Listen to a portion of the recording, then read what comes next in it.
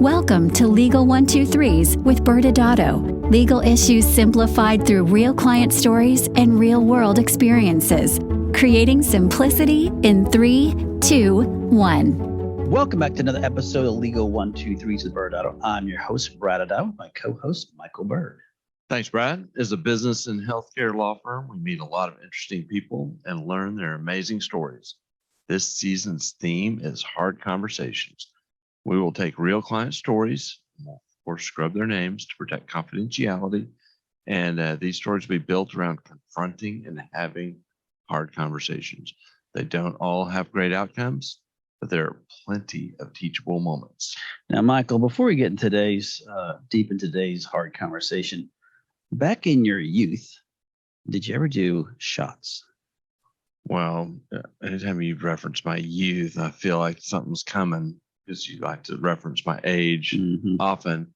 Well, it might surprise you, Brad. I leveraged my typing skills in high school to actually become a Miller rep in college. Oh. So I guess they just saw the personality. It's kind of like the modern day influencer or prior day influencer. Sure. And but what was a good fit for me there is I was never much of a hard alcohol person. Oh. The problem is I like to drink the hard alcohol in the same way I like to drink beer back then. Fast and same furious. pace, yes. And so but yes, I did do shots back then, but mostly was a beer person. Okay. How about you?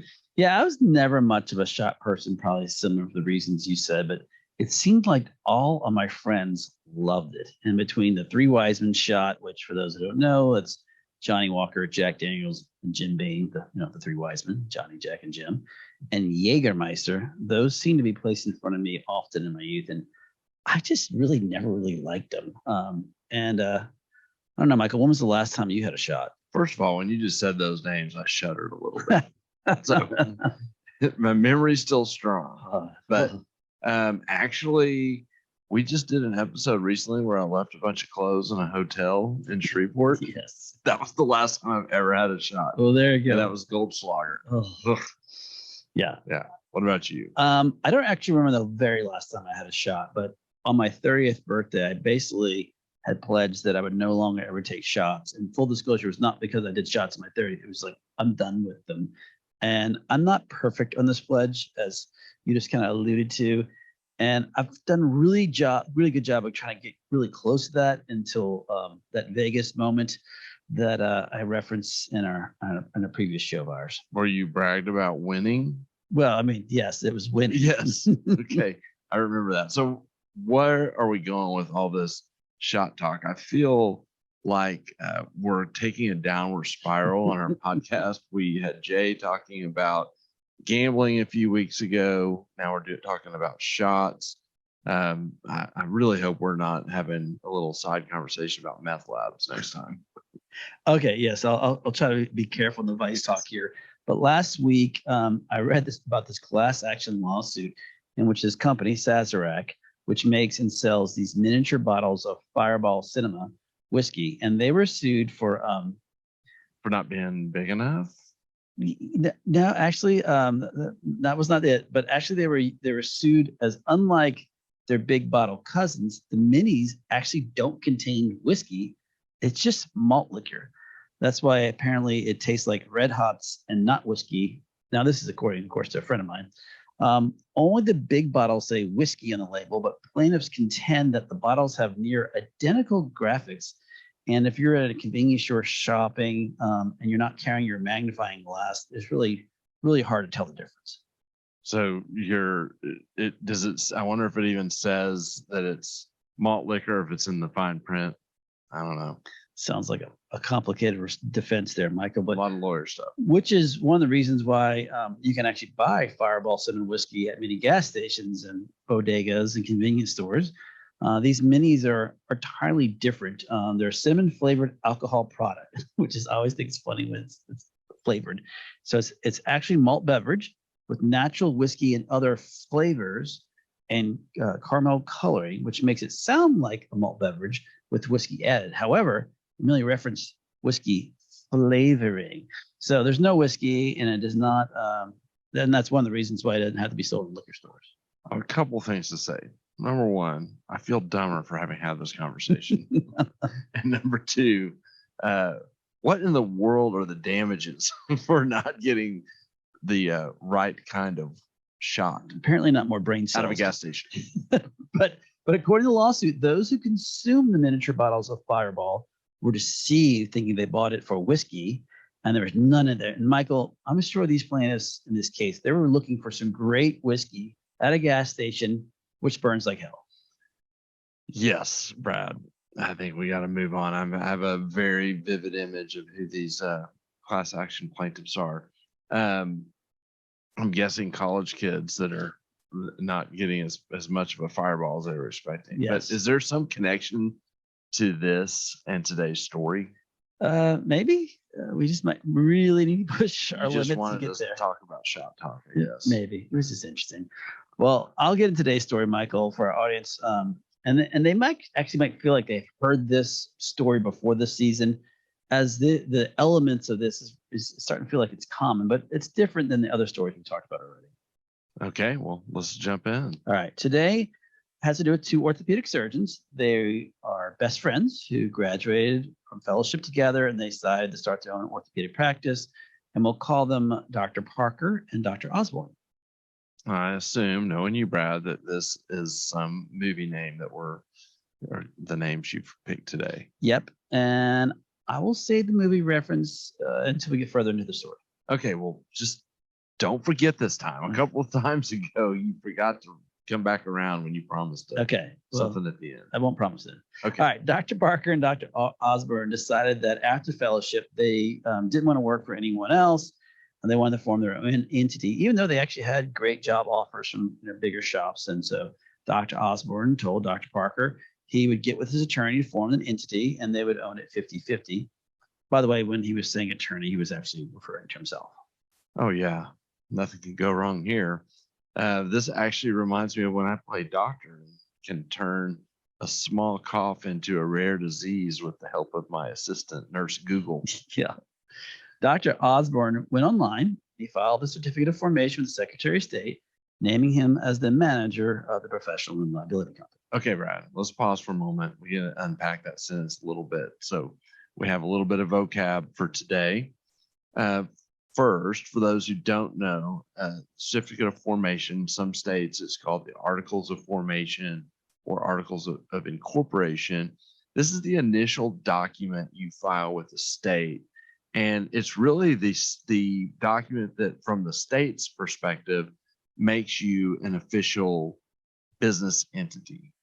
And so, second, when Dr. Osborne listed his name as manager, this somewhat goes back to a few episodes ago. We talked about different hats that people wear. A manager is kind of like in a corporation, a board of director, but that it is a decision-making role.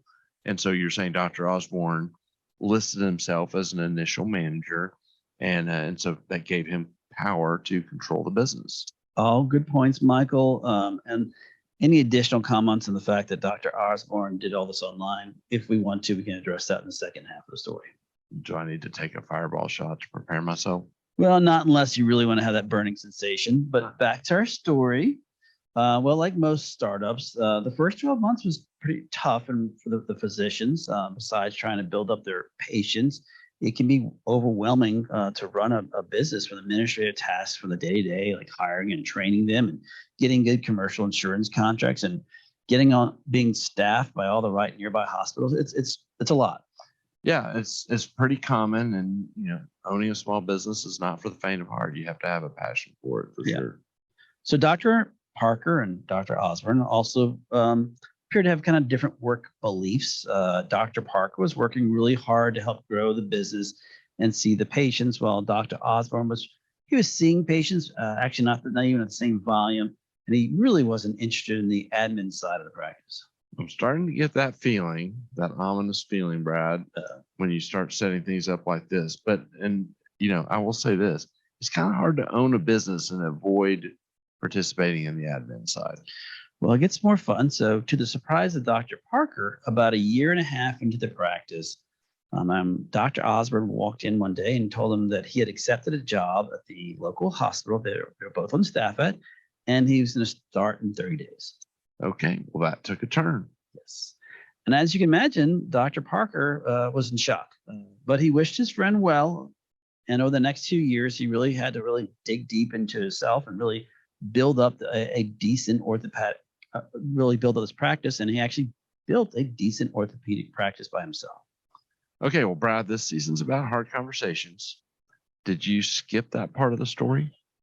Well, Michael, as you're about to learn, this story will get stranger, and it's going to stranger real quick. So Dr. Osborne's CPA called Dr. Parker out of the blue and asked, where was Dr. Osborne's K1 from the last 2 years since Dr. Osborne owned 50% of the orthopedic practice? Well, first, there's another vocab word for today for our audience, a K1. This is a IRS filing, and you hear this commonly in business entities. And IRS has a lot of different forms that you'll file to your personal tax return. Schedule K1 is a federal tax document used to report income, losses, and dividends for a business or a financial entity's partners, or for an S corporation's shareholders. So, and then second, Brad, I thought you said Dr. Osborne left the practice. Why would his CPA ask for the K1? Well, Dr. Osborne told his CPA that he was never bought out of the practice, and as such, he still owned 50%, and as such, he should be receiving 50% of the profits also. Okay, this is crazy, and I'm curious, Brad, why was the CPA reaching out to talk about this as opposed to Dr. Osborne himself? Yeah, it's a great question, and as you can imagine, from Dr. Osborne, this again felt like he was at a left field.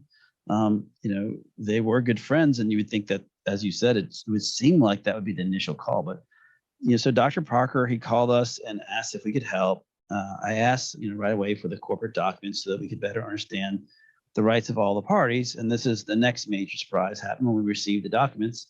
Now, as a reminder, Dr. Osborne filed the certificate of formation with the Secretary of State, naming Dr. Osborne as the sole manager of the professional liability company, and never listed Dr. Parker anywhere. And let me reiterate, we just talked about this a moment ago, but this means that Dr. Osborne, according to the document with the state, was the person with power. A manager is like that, like I said, like a board member in a corporation. And so he controlled this entity. That's correct. And worse, Michael, besides Dr. Osborne's CPA obtaining the EIN from the IRS, the certificate of formation was the only corporate document that actually existed. So there are no other document that listed Dr. Parker even as an owner of the entity, or even a person with control over the entity to make these decisions that Dr. Parker had been running for years at this point. And Dr. Osborne had also received advice now at this point that he should be bought out of this practice since he was still an owner of it. And actually, believe it or not, audience members, Dr. Osborne at this point was looking for a nice payday since the practice was doing so well. Oh, man. Okay. Well, you mentioned the IRS and the EIN. How is that relevant? Well, great question, Michael. So good news is for Dr. Parker was that the CPA for the practice had been issuing K1s to the IRS since day one, and noting that it was a 50-50 ownership. So the CPA, basically, for audience to understand, is that was telling the federal government that this is owned by two people, 50-50. And so it wasn't really a huge issue as to whether or not, there was never a question in doubt whether or not Dr. Parker was an owner. It just, nothing else existed. There's just a question of why is he coming back 2 years later wanting his payday after he'd gone to go work for the hospital? But where was the hard conversation, Brad? Well, there just never was one.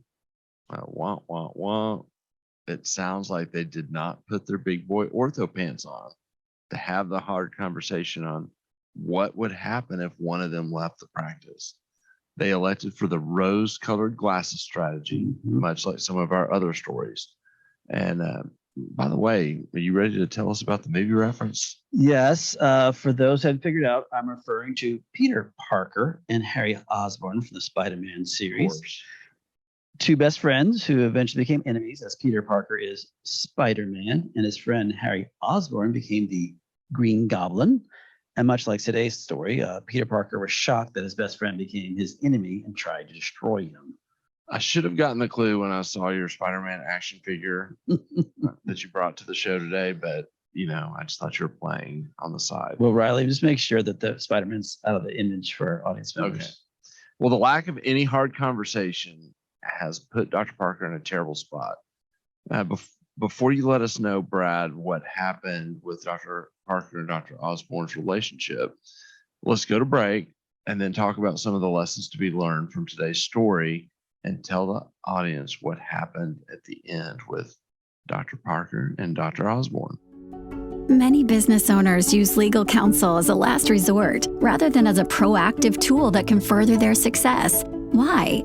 For most, it's the fear of unknown legal costs. ByrdAdatto's Access Plus program makes it possible for you to get the ongoing legal assistance you need for one predictable monthly fee. That gives you unlimited phone and email access to the legal team, so you can receive feedback on legal concerns as they arise. Access Plus, a smarter, simpler way to access legal services. Find out more. Visit ByrdAdatto.com today. Welcome back to Legal 123s with ByrdAdatto. I'm your host, ByrdAdatto, with my co-host, Michael Byrd. Now, Michael, this season, our theme is hard conversations. Well, let's reset a little bit as we start to dive in. So Dr. Parker and Dr. Osborne were buddies. Yep. Decided to start their own practice out of school. They utilized the rose-colored glasses strategy when they started. Mm-hmm. No hard conversations to be had. They just got up and running. Yeah, no documentation to be had either. And surprise, surprise, it was hard, not for the faint of heart to start a business. And no slight on Dr. Osborne. He realized that this was not what he wanted for his career. He wanted to be an employed physician, wanted to not have to deal with the admin side of things. And so after a year and a half or so, Dr. Osborne suddenly says, I'm out of here. I'm going to go. I've got a job elsewhere, gives 30 days notice. The practice is hanging on by a thread still at this point. Mm-hmm. And so apparently they part ways, and they both start living their life. And Dr. Parker, lo and behold, starts building something of value.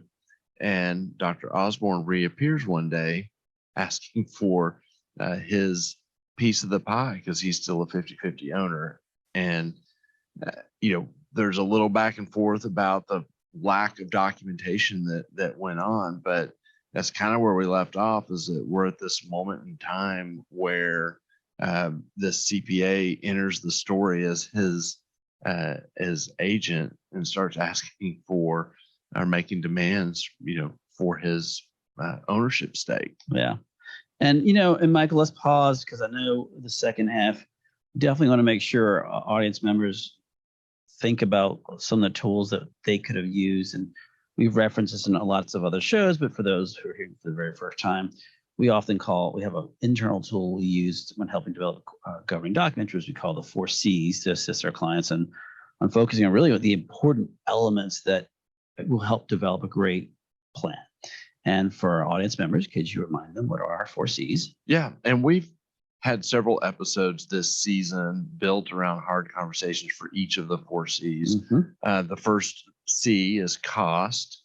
And essentially that is, what are you putting into the business financially, and what are you expecting out of it, both in terms of ownership interest, but also in terms of, expectations on revenue streams and return on investment type considerations. The second is compensation. When you're owners together, what is your compensation model going to look like? Third is control. How are decisions going to be made once you're owners together? And finally is contingencies. And this is the one that we're going to talk a little bit about today, but essentially this is the prenup. If you got 2 people that are getting business married, this deals with the what ifs and what happens if somebody leaves, whether it's a bad breakup or just I can't stomach this and I want to go work at the hospital. Yeah, absolutely. And Michael, today, as you said, we're really going to focus on the contingency element of the 4 C's tool. And it obviously had a big impact on today's story.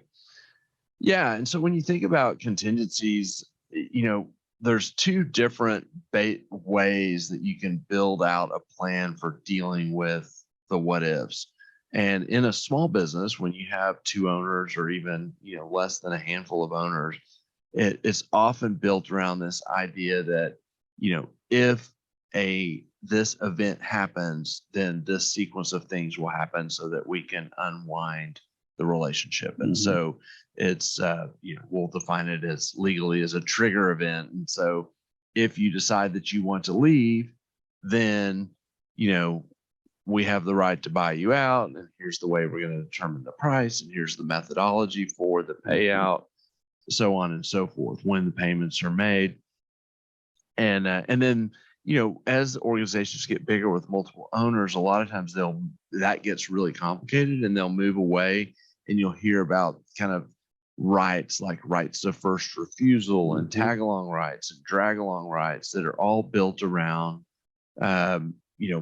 these contingency type situations that can happen, and making sure ultimately that you have a mechanism to deal with a breakup, whether it's an actual a bad breakup or someone's just leaving, or you're even in some cases selling the business. Yeah, I'll add one more thing to that, is that on those contingencies, a lot of times the contingencies is restrictive, meaning that even if you want to sell to someone else, especially these closely held entities, you can't. It's Right. not like a freely tradable asset that you can just turn around and sell to someone, because what if you want to leave, then, and as you said, that's great, but it doesn't mean you can just sell it to anyone on the street. So in this case, a lot of times when we talk about these things where there's no corporate governance, that there's no what if moments, it wasn't a prenup that you just talked about, so there's nothing in writing. So a lot of people want to go, well, I guess the state law, they must have had options that way. What do the states typically deal with on these type of issues? Yeah, they're not very helpful, and so Oh, that's it. well, and I can kind of correlate it to when we had an episode talking about control, and we talked about the ride or die decision making, which is like y'all either agree or you don't. Unfortunately, if you do nothing and you have no documents, you're defaulted into a ride or die situation, which does not work well when someone's already left and coming back saying, I still own this. Right. Because you don't have anything to fall back on. And the statutory laws are not great. I mean, really your choices are figured out or dissolve the entity. And even that can be complicated if they don't both agree to dissolve the entity. Yeah, you're spot on. And actually those were some of the conversations I started having with my client as we kind of walked through his options, which is, look, since we have nothing in writing, there's no state law I can point to and says this guy should have sold, or you have to discount it. And so that option one was to buy him out, either at the purchase price, which talk about that he wanted, or some discounted purchase price, or just ignore it and see what happens and wait and see if he ends up suing you, or just dissolve the whole entity. And anyone listening to this who understands an orthopedic practice, is not like aesthetic practice. When you dissolve that entity, you're losing a lot of different things. And one of the things you're losing is your EIN. And this has massive issues when dealing with commercial and federal payers, because all your payments are tied to your EIN. And so it's not as easy just to flip off the light switch and flip it back on by forming a new entity. Things have to happen. And so it's not an easy transition by any means. But, Michael, they didn't have that hard conversation up front. There was none whatsoever. What differences do you often see when you're advising clients, or when you do see it happen, when they discuss these what if moments or these contingencies? Yeah, I mean, and you have to just first acknowledge that nothing's perfect, because you're trying to plan today for what's going to happen if certain scenarios happen in the future, and we can't predict the future, so nothing is perfect. Right. Yet you put some structure into it, and you minimize the risk that things are going to blow up. You have some paths to solving things when someone leaves, and sometimes when a partner is leaving the practice, you have to think through several things when you're looking at it into the future. One is that a source of revenue production is going out of the practice. So if you just say, okay, we're going to value the practice and we're going to pay you X, well, the practice might be writing a check to that doctor losing revenue stream to help cover overhead at the same time.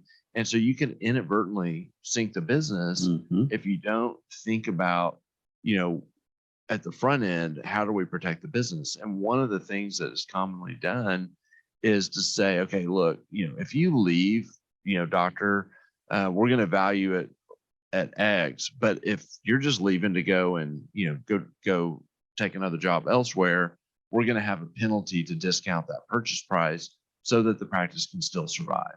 And we may not, you know, if we ask you to leave, maybe there's not a penalty, or if you retire, maybe there's not a penalty, or, you know, unfortunately, if something like death or disability happens, they may be full price.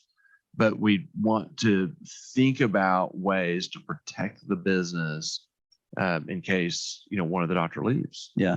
And the thing that we often get questions about on that, Michael, is that they'll say something like, well, what if we change our mind? Well, the good news is if you put the prenup in place, you can always agree otherwise. If both parties like, you know what, this makes no sense. Now that I'm leaving, why don't you just pay me $5 to leave instead of going? Parties can always amicably agree otherwise. You're putting these things in place because sometimes it's not amicable. Right. Well, tell me about Dr. Parker. Well, great segue into not amicable. So Michael, since nothing was in writing, and as you noted earlier, there's no state law that we could point to that said he had to do this or had to do that. That really said that, you know, if Dr. Osborne leaves the practice and goes work for the competitor, that this would trigger him from stop being an owner. So that didn't exist. And initially, you know, Dr. Parker thought, well, they would just go the friendly route. And as Dr. Osborne, of course, was one of his best friends, so he tried to directly communicate. But Dr. Osborne just kept blowing him off and telling him just to speak with his CPA. They'll tell it to the hand, huh? Well, that's not a great sign of a, quote, best friend. Yeah, and then it got really ugly. Dr. Osborne was taking an aggressive stance that he wanted to be paid on the upside of the practice.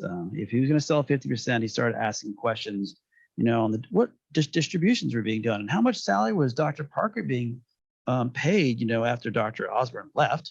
And, you know, Dr. Osborne really had this great delusion that there had to be some high multiple because he owned 50% of it.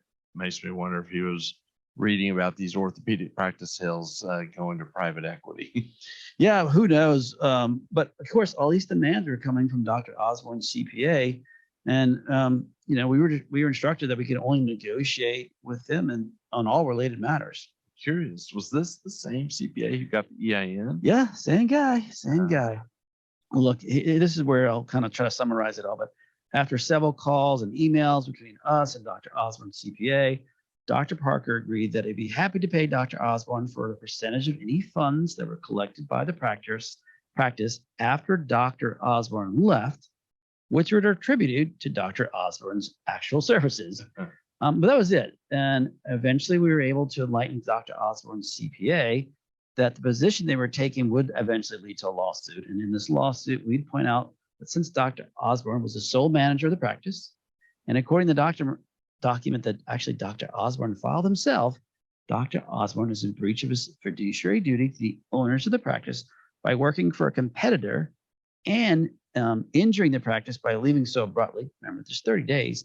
And then soliciting the patients of the practice to move over to. That's took a turn. Well, we spoke about fiduciary duties in another show, but as a reminder, it means that the manager has a duty of loyalty and care to the owners of the practice. So, you know, to your point, Brad, when he decided to twist things and come back and stick his hands out to say, I'm still an owner, pay me, rightfully, you can say, well, if you are still here and still a fiduciary, you shouldn't be treating patients at the hospital. Yeah.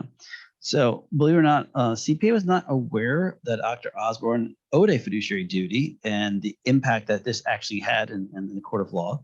And this helped lead the parties to some type of settlement. Now, neither party was happy with the results. As for, you know, Dr. Parker, this put a huge strain on him and it was emotionally straining. Spent a lot of conversations on that.